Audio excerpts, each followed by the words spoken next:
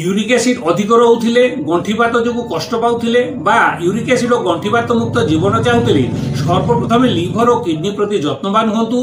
एपरी किसी खाद्य खातु ना जहाद्वारा लिभर और किडनी रोगग्रस्त हुए दुर्बल हो पड़े कारण यूरिक एसिड लिभर सृष्टि हुए और किडनी ताहा फिल्टर कर शरीर बाहर करे।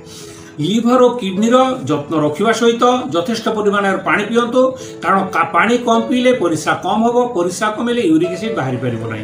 प्यूरिन जातीय खाद्य अर्थात जो खाद्य अधिक मात्रा यूरिक एसिड सृष्टि हुए जपरी खासी मांस घुसुरी मांस कलिजा सेलफिश इत्यादि खातु ना। अत्यधिक मीठा पानी कोल्ड ड्रिंक्स मद ठारू दूर रुहतु। यही पानी यूरिक एसिड अधिक सृष्टि करने सहित यूरिक एसिड फिल्टर करने को बाधा सृष्टि करे।